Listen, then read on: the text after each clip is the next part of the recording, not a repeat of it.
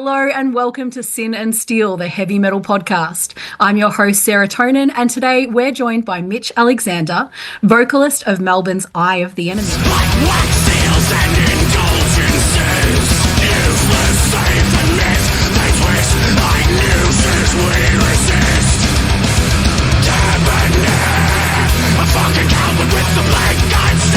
Thank you for joining me. No, thanks for having me. And look, I have introduced you in regard to the band, and of course, that's the main reason that you're here today, because we want to talk about the new EP.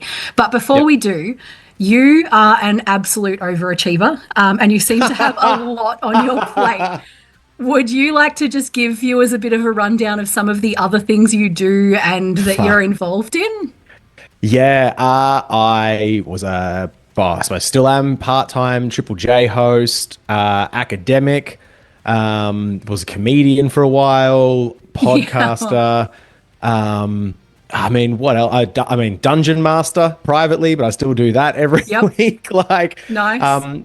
Also, I wouldn't say overachiever as much as achiever. I do things, and I do a lot of things. I do a lot of union work. I do a lot of activism, and that's mainly because I've found, same thing with doing bands, and you'd know this, like starting up a podcast, you just need to be the person that does stuff. Yep. Turns out I'm someone who does things, and I take a lot on, and most of the time it works.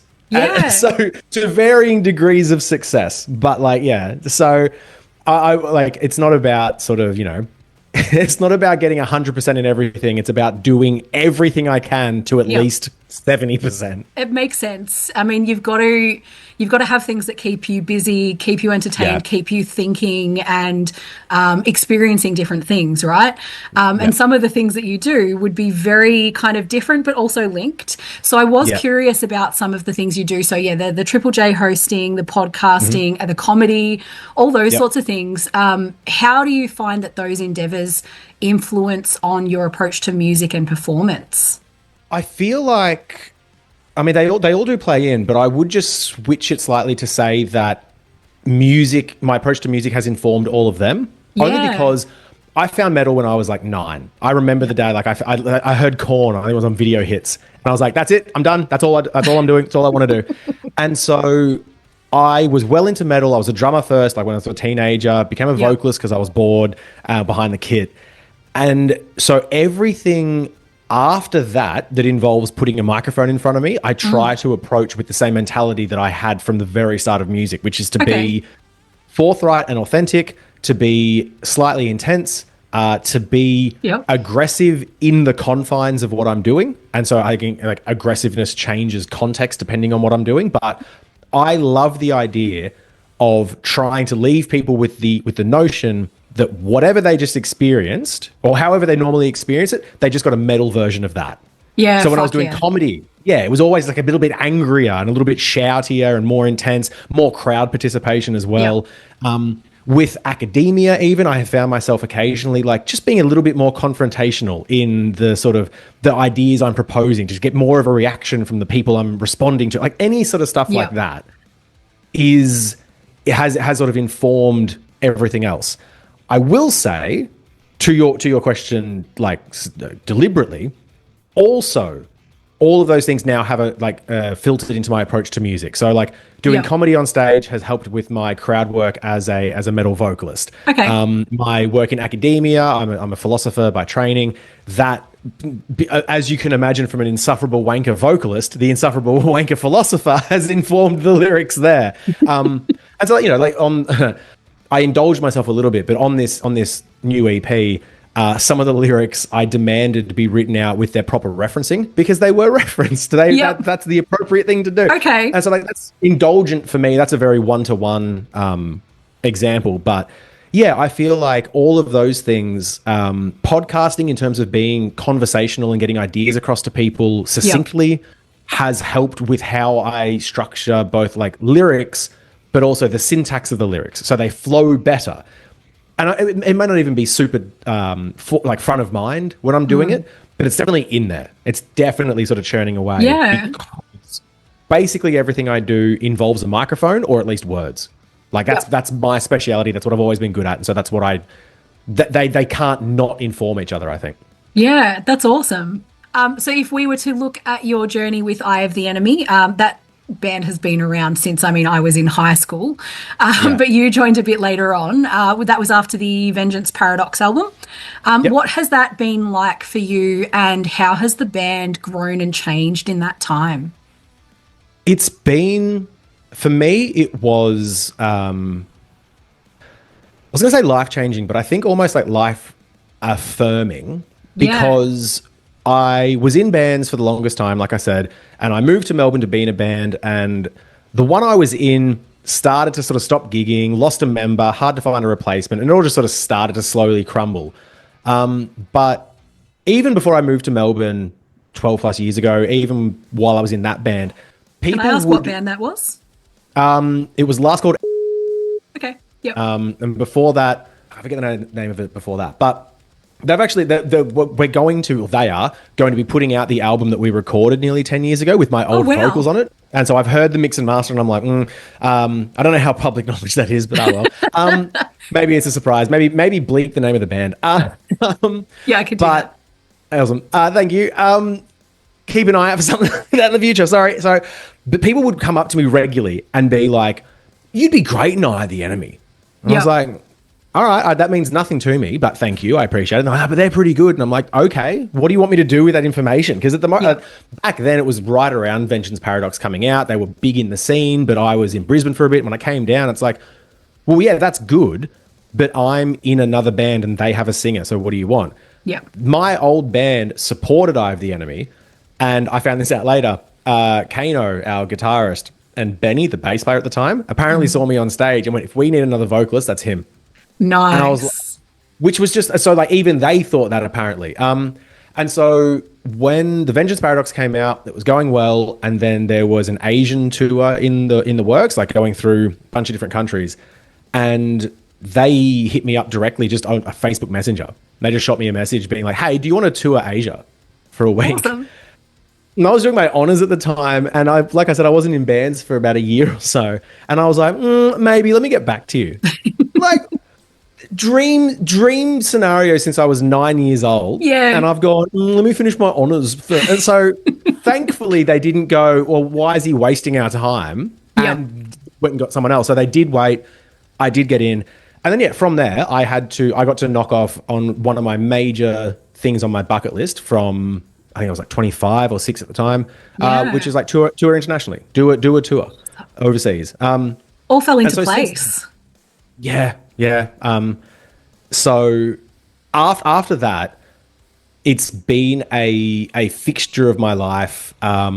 People have like sort of come and gone. I was lucky enough to get James McInnes, the current bass player, into the band. Me and him have been writing music with each other since high school. We had an old band called Siamiki back in the day, and we've never stopped writing music together the entire time.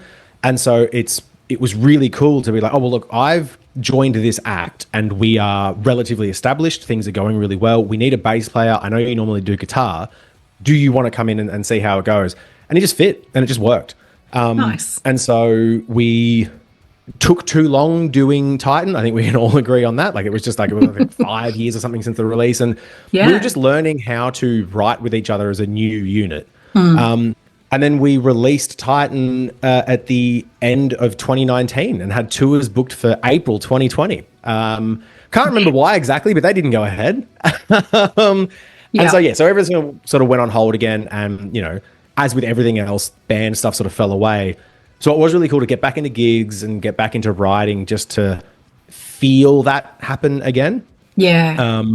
And then when we started thinking about the EP, that was a good opportunity for me to sort of reevaluate what I want to do with both my vocals and the lyrics, and take the opportunity to do exactly what I want to do as opposed to mediating it through, because I felt like up until recently, I felt like I was the new guy, even like, 7-8 years in, because especially before Titan came out, I was just sort of doing gigs, waiting for that thing. I was doing someone else's songs and doing that. And then Titan was half written when I already joined. So it was, putting my thing on that as opposed to having a bigger say in the music. And so, it's definitely since the lockdowns, that's when it's clicked of like, well, I'm doing this now for sure. And I can direct stuff. Like I did the art, I'm not an artist, but I like directed the art on this one and was like responsible for it. And so I have like a like a bigger part in the overall creative aspect of it. And so when you ask, like, you know, what's it sort of mean for me, where is it at, and what's the journey,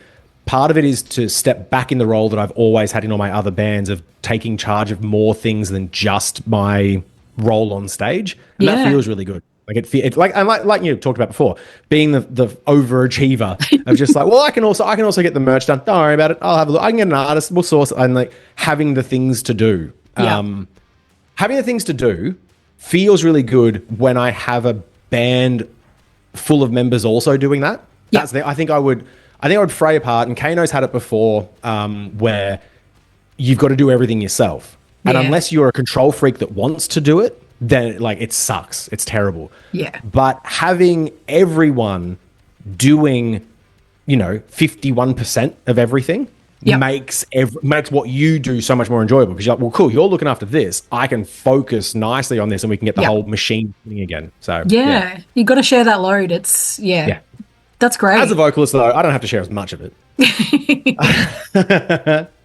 Is that why they're putting you out? You're the one out in front of everyone this time, or is it because you knew you had so much to talk about for this one? Look, I like to think it's the latter, but really, I'm doing all of this press and doing all of the interviews to make up for the fact that I haven't taken a thing off of stage since 2015. I haven't done a load in or a bump out for 10 years.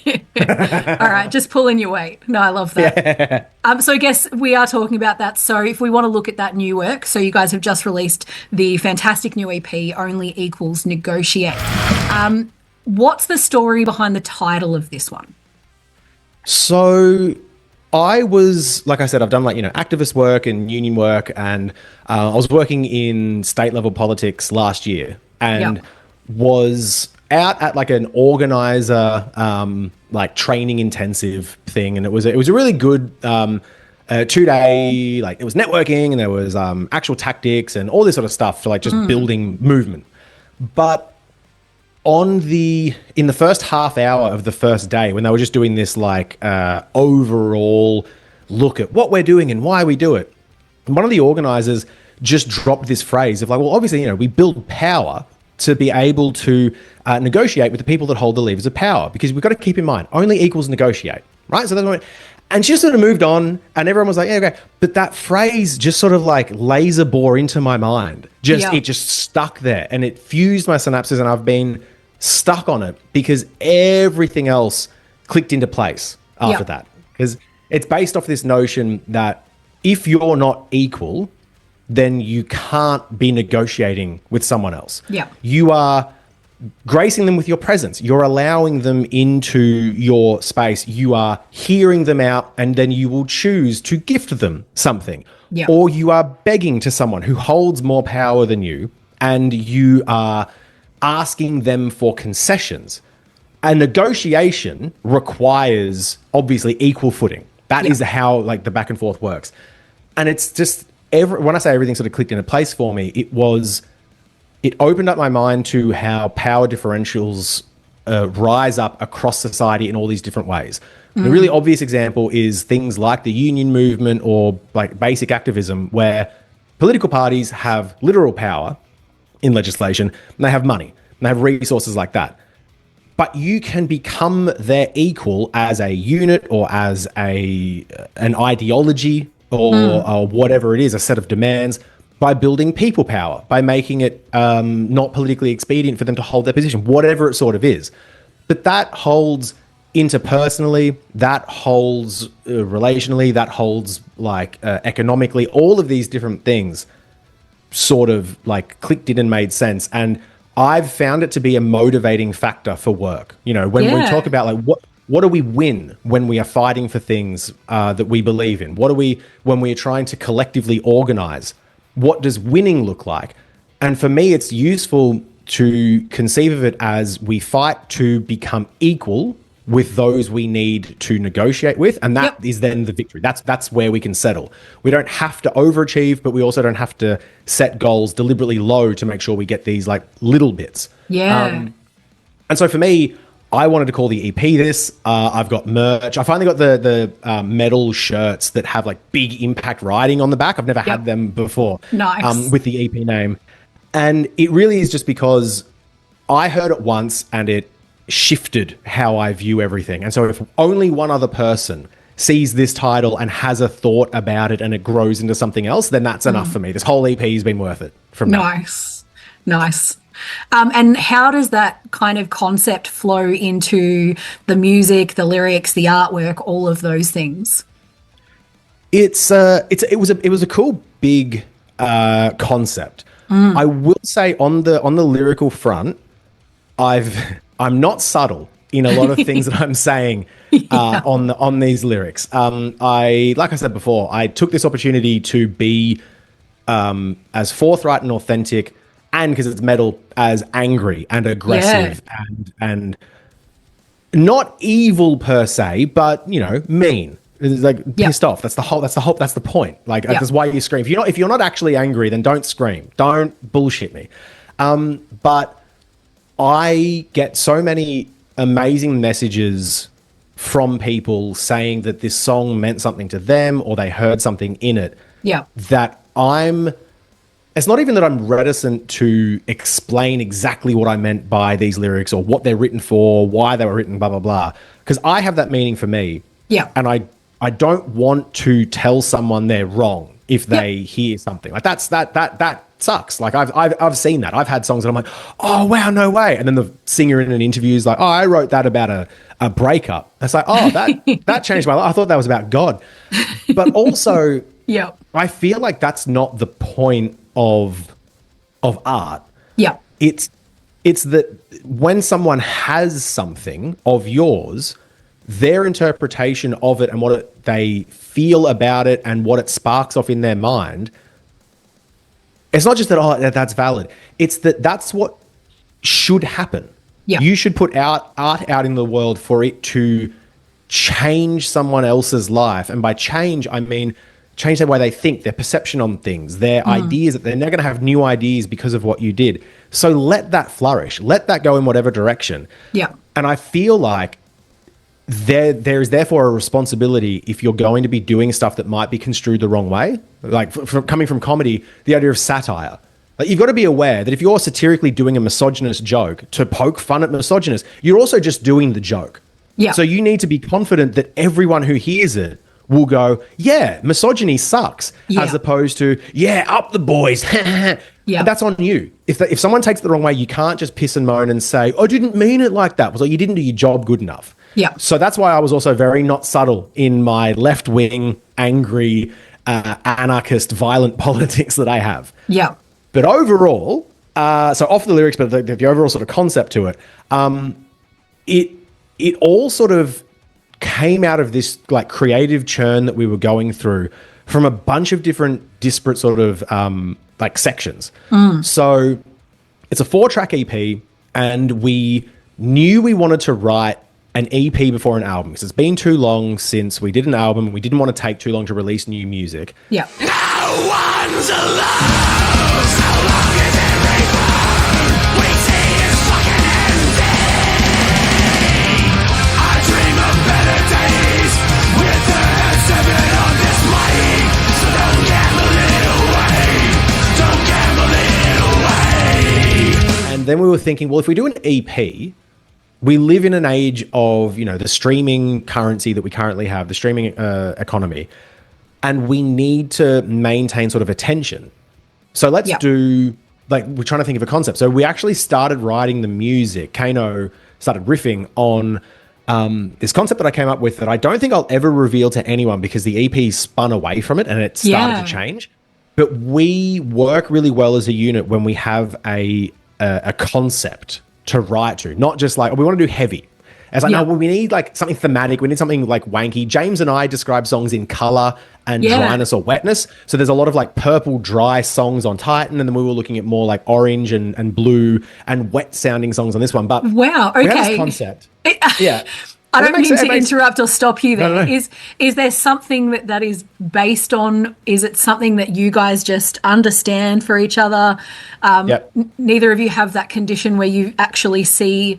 No, synesthesia. No, I couldn't remember what it was called. Synesthesia. That's Maybe in a mild way, but no, I think that's what happens when you write music with someone for the better part of 17, 18 years, is you start just saying stuff like that, and you're like, yeah, I get it. Like, we can't talk about music sonically anymore. We're up to colors. I think it's like that sort of thing is like a shorthand. Like when you're in a relationship for a long time and you've got, you know, codes for things, or when you have a dog and they've got nicknames, like, I feel like it's just shorthand for getting over a vibe quicker. Yeah. And the more you use it, the more it sort of makes sense. But that's awesome. I love that. Yeah. Sorry to like take that off on a tangent, but I had to know. But so with this EP, what started to sort of emerge and like doing, like looking into it and seeing what we could do and seeing what I wanted to do with it, had this idea of basically releasing one song a quarter. Because then it sort of comes up. And then the idea being that we can release one song a quarter. So we're releasing music across an entire year, but we can start writing the new album underneath that. So we give ourselves a year's like lead of writing new material. Yeah. But for everyone else, they get the last song in December. And so when we release the album, it's not been nearly as long as it actually feels like for fans. And so that was a cool idea, but all of us sort of balked against the notion of just releasing music for the sake of it. Because I feel like, I mean, rap has a bit of this. Like Doichi and Tyler the Creator did it this year, like just fully formed, not concept albums, but conceptual albums. Albums that work together. You're supposed to listen to the whole thing. Metalheads love that. And we didn't want to do something that was just, you know, throwing out random songs as we do them. We wanted to still make it a full, considered piece of work that metalheads can sit with.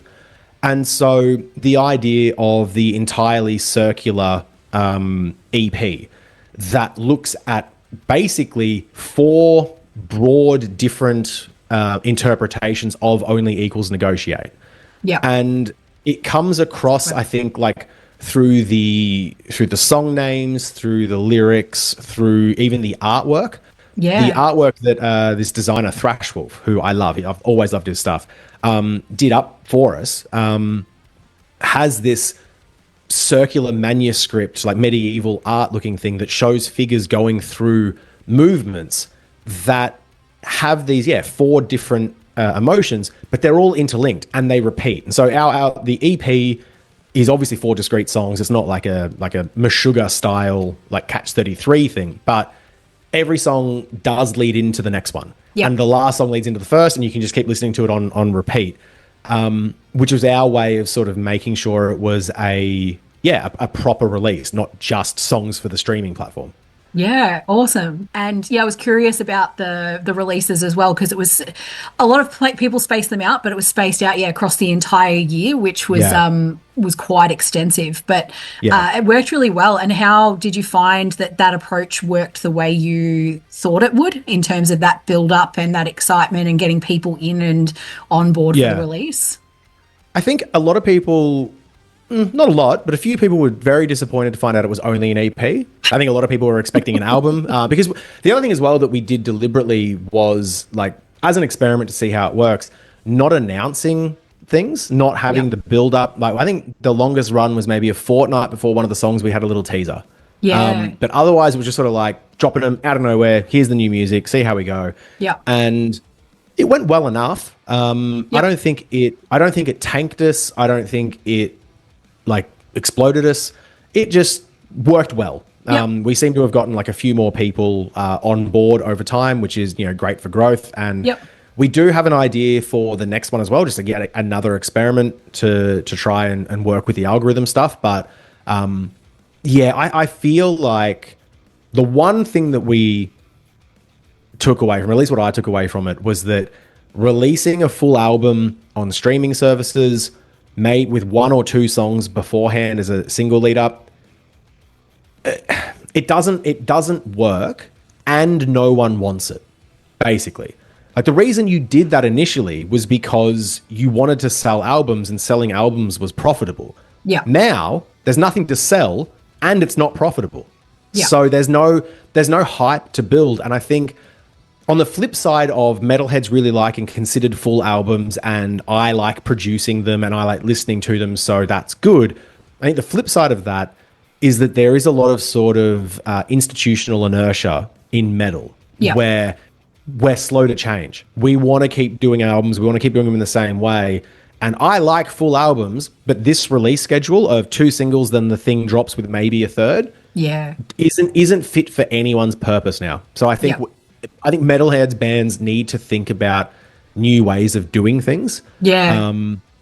Which, like I said, we've got one way of doing it that this band called Noah have tried a similar sort of thing before, which is basically you put out the album for sale at places like Bandcamp and whatnot, and then slowly release the album, release the album months later on streaming services. So you announce it goes out, and if people want to listen to it, they can buy it. Yeah. And that's like, true fans get it early, and there's an exclusivity that comes with it. Yeah. And then later it can go up on streaming, which is more like the movie model where it goes to cinema. And if you really want to see it, you got to pay a ticket to see it once. Yeah. And then later it would, it comes to, Blu-ray or streaming, you could download it after the fact, but there was an exclusive period first. Yeah. I feel like that is something like that will be the model for most people. And we've got an idea that we want to play with on that I want to sort of experiment with for the next release. Yeah. So you were saying that you kind of did that. You've gotten ahead of the game in doing the next album. Is there anything that you want to share on that? Are you, what can we expect from that?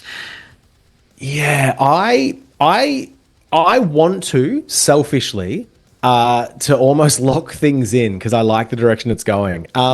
But all of this is to say, and this is the best part of the creative process, is that nothing is yet locked in and nothing is, set in stone. But we are writing to a concept. We're writing to a working title, which will probably be the title, which I love, which is The Great Dismal Swamp.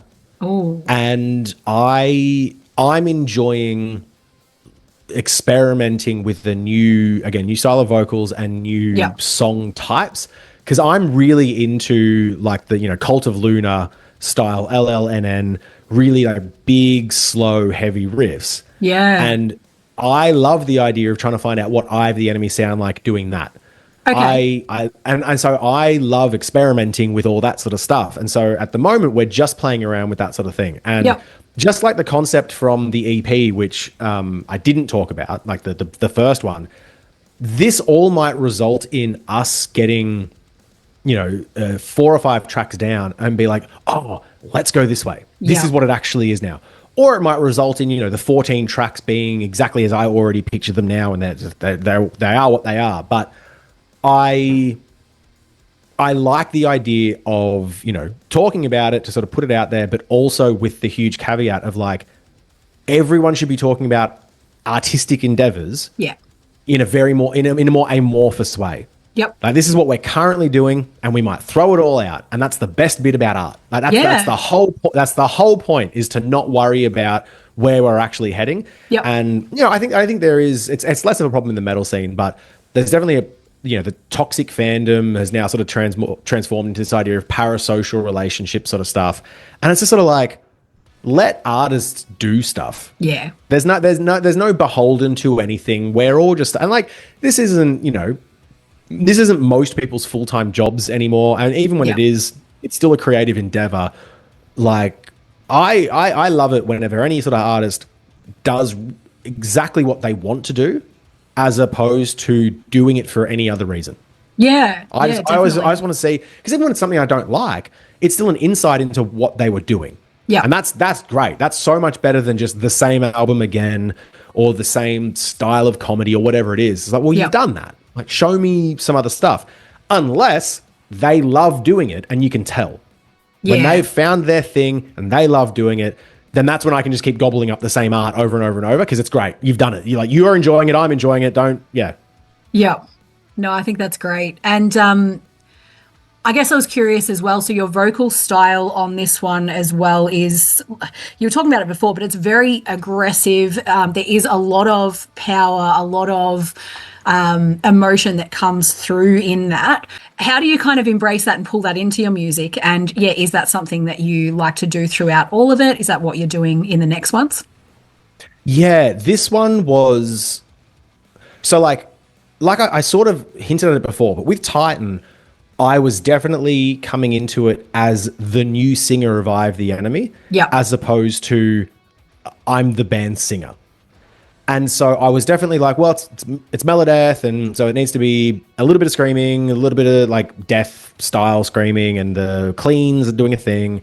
And I want to do my own thing as much as I can, so I'll put a little bit in there. And then for this one, it really was just like, no, I'm doing what I want to do. Yeah. And one thing I've always loved, and I think this is because I came from nu metal. Like I said, the first band I found was Korn. Band after that was Slipknot, and then there's Limp Bizkit. Yeah. So it's all those sort of bands. And then these days, the bands I listen to a lot are bands like Chat Pile, Sleepy Time Gorilla Museum, Humanity, which is a bit older.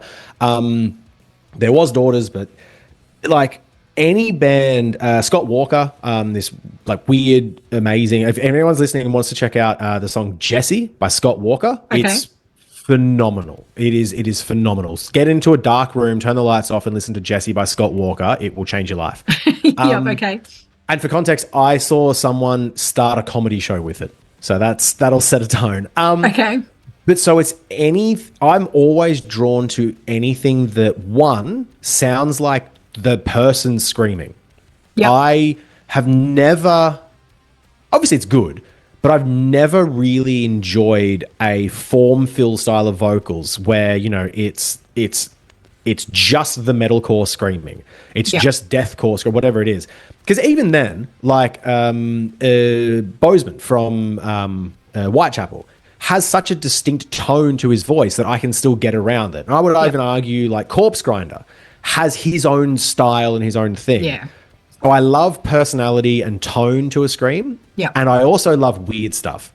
So when it's weird vocals, so again, that like the almost spoken word yelling style of Chat Pile, and bands from that lineage. Okay. And again, Sleepy Time Gorilla Museum has this like amazing deep guttural singing almost. And so I wanted to do my version of that. Yeah. And still make it work. And so, and even on this one, it was, experimenting in a bit to sort of lean into the genres we're playing with. So a song like Redacted has a lot more tonal yelling, and my version, my interpretation of a thrash style Melodeath. Yeah. The song Only Equals Negotiate is my black metal Melodeath.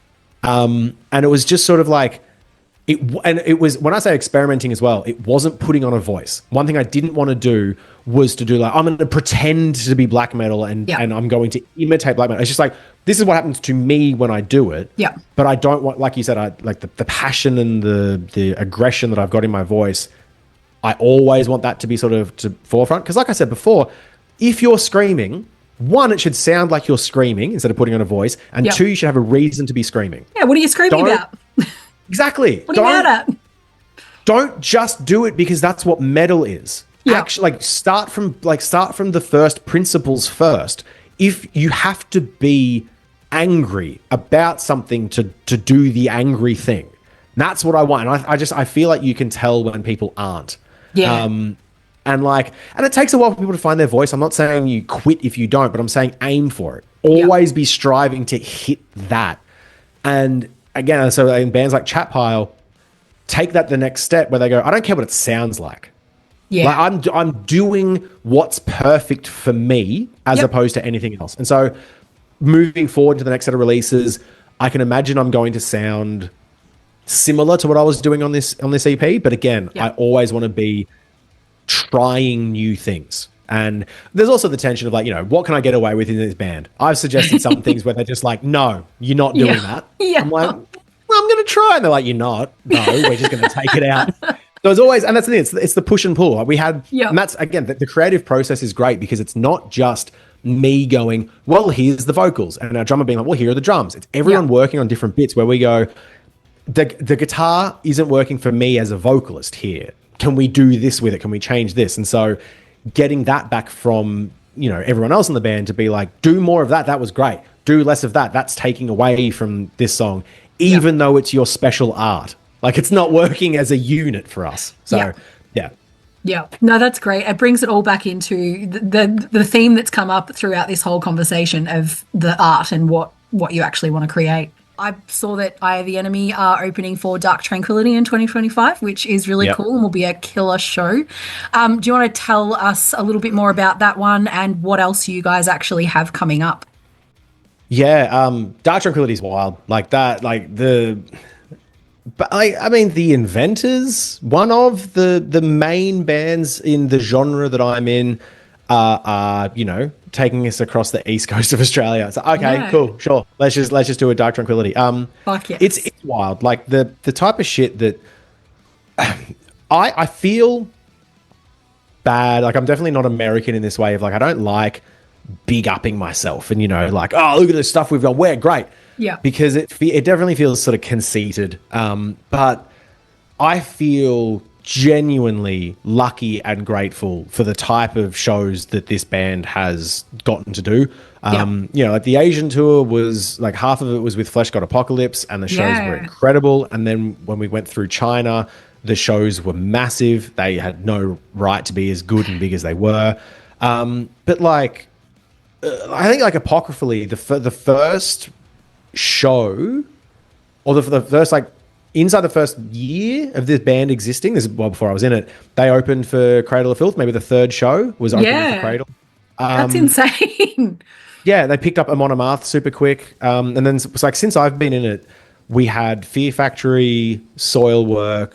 We were invited by Trivium to do their only solo show when they were doing festivals right after Titan came out. Like, I think their guitarist liked Titan and hit it. It's like it's ridiculous. It's ridiculous to have these opportunities to be like, platformed, obviously not as like co-headliner, but platformed on the same stages as these people. It's ridiculous. So very, very lucky and grateful. And I always just feel like it's worth sort of mentioning that I don't feel like it's purely luck. And this is, again, going back to like, me being an overachiever, it's doing everything. I work super hard at everything I do, and I'm proud of the work that I put into it. Good. And I'm under no illusions that there are thousands of other people probably working harder than me and probably better than me at it. But I worked hard, and then when luck came my way, I could take advantage of it. Yeah. Same thing with the band. Like we work super hard at it, but we're under no illusion that there are dozens and dozens and dozens of very talented bands that didn't get that slot. Yep. So I feel like it's always worth sort of like reminding yourself of that and continuing to put the work in, not just so you can maximize on luck, but because it's rude if you don't. Yep. It's rude if you just go, well, we got it, we're great. What else are we going to do? And you just sort of squander it. Like, try. Can you try? Yep. But so other than that, like I said, we've been writing this new album. We're sort of like, it's in the very broad, spacious zone, but I can feel it starting to compress into the like shape of the album. So we'll be working on that, and there are a couple of other Australian tours where like both looking at and hoping for, which could be cool. And then overseas, our main fan base is overseas. We are, according to every metric I can find, unless those metrics are all made up, we are huge in Helsinki. Yeah, okay. All right. Don't know how that happened, but thanks. I think a couple of years ago, a Helsinki metal like influencer or channel or something got in touch, or like not got in touch, sorry, but like found our stuff and shared it, and we sort of spiked there. But so it's great. So the Scandinavian countries are apparently very good for us, and so we really want to get over there. Germany would also be great. Like there's a cool scene sort of there. So we are tentatively looking at doing this Euro tour sooner than later, because we're going to have to. Because I reckon within 10 years, no one will be traveling overseas. Everything will be impossible. Climate change will hit. Right-wing authoritarian governments will be clamping down borders. So let's all party while we can, is my motto.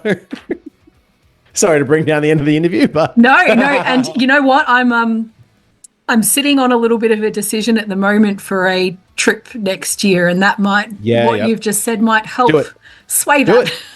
I mean, you saw the planes falling out of the sky recently too, because Boeing are putting profit ahead of any level of safety. It's like, get on those planes before you're statistically more likely to fucking fall out of the air and crash. Hurry up. Like, I don't want to be the first person to be like, there's going to be a horrible aviation disaster and it's going to be the first one ever. And we're going to go, but this never happens. And it's going to happen more and more and more. Do you want to be on the plane when it never happens for the first time? No. So get it done now. And then you can sit back and be like, well, I've done it all. So I don't need to risk it. Thanks. Do it. Do it. You have to. Live. Instead of living every day like it's your last, live every day as if a big corporation doesn't care about your safety and you need to make the best of your own opportunities. Yeah. That's the more convoluted way of looking at it. No, that's great. Look, and finally, how can people find you and how can they support your music? Support our music by going to Bandcamp or going to, when you hear this as well, we still have it up. We might not for a while because it's very expensive to run, but we have like a merch page through our Spotify. Go through there. I spend a lot of time picking out the stock images that appear on that page now. So buy some merch, buy some music at Bandcamp. That's obviously like the best way of doing it. Yep. And sharing us with more than just the share button to people. Like conversations are important for anything that like I've ever done. Conversations are important to get things going. We are Eye of the Enemy basically everywhere. It's very easy to find our social media stuff. For me personally, I'm Philosophica on most things, which is, I got that name when I first started comedy about 10 years ago because I had this idea of doing a show where I would be like a philosophy teacher in like a classroom setting. Okay. But I wanted the logo to be Philosophica, so it would have like the Metallica A at the end and the P. So it's only 5 years later did I realize it's just philosophical, but without one letter. And it's not, no one thinks of Metallica when they hear it. They just think you just spelt it wrong or you ran out of space. I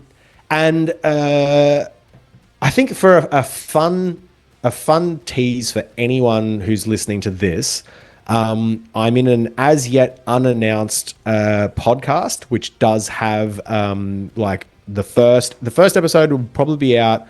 We're recording this on the 9th. It'll be out this week. Okay. Called the Radical Online Leftist Pipeline Podcast.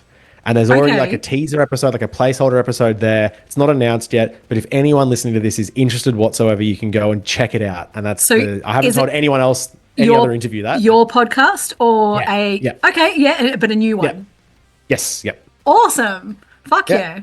So anyone who's listening to this, can go sit on that feed and wait for it to drop in and feel really smug when they hear it for the first time. Like, oh, you knew this existed. Nice. Oh, look at these Johnny Come Latelys with their. I love that. They heard about it on social media today. I heard about it on a podcast last week. Exclusive here on Sin and Steel. Look, I'll also make sure that all the links are in the description of the video or of the episode so that everyone can jump right across to make it piss easy for them.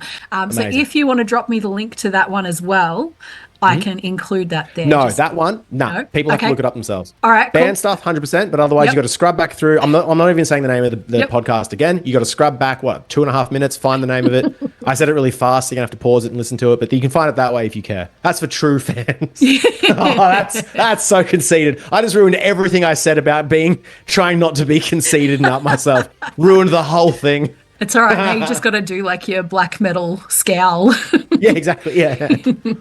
No, I love that. Just as you awesome.